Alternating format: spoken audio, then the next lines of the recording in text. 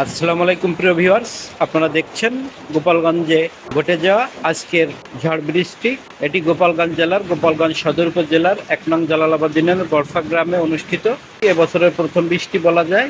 আজ রমজানের শেষ দিন, আগামীকাল পবিত্র ঈদুল ফিতর উদযাপিত হবে, কিন্তু তার আগের দিনই এরকম আবহাওয়া খারাপ হয়ে গেল। আবহাওয়া অফিসের পূর্বাভাস অনুযায়ী আজ, আগামীকাল ও আরো ২-৩ দিন আবহাওয়া খারাপ থাকবে, অর্থাৎ ঝড় বৃষ্টি হওয়ার সম্ভাবনা রয়েছে। সেই সূত্র ধরে আজ জুম্মার নামাজের পর থেকেই ঝড় বাতাস শুরু হয় এবং দেখছেন ইতোমধ্যে বৃষ্টি শুরু হয়ে গেছে। তাই আজ বৃষ্টি হয়ে থেমে গেলেই ভালো, কারণ আগামীকাল ঈদের আনন্দ যাতে নির্বিঘ্নে উপভোগ করা যায়, সেজন্য আগামীকাল আবহাওয়া যেন ভালো হয়ে যায় সেই কামনা করি।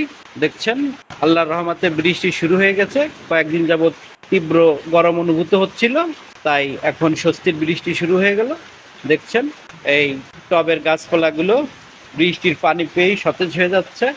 দেখছেন বৃষ্টি ছাড়া এই গাছগুলো ভালো ছিল না, এখন একটু বৃষ্টি ছোঁয়ায় এই গাছপালাগুলো সবুজ সতেজ হয়ে যাবে। দেখেন এখনো বৃষ্টি এখানে আসে নাই, তাই রুক্ষ রুক্ষ ভাব, কিন্তু বাইরে ইতিমধ্যে বৃষ্টি শুরু হয়েছে। চৈত্র মাসের শুরু হতে না হতেই ঝড় বৃষ্টি শুরু হয়ে গেল। তাই আল্লাহ আমাদের হেফাজত করুন, জানমাল রক্ষা করুন, আমিন। সকলকে অগ্রিম ঈদের শুভেচ্ছা।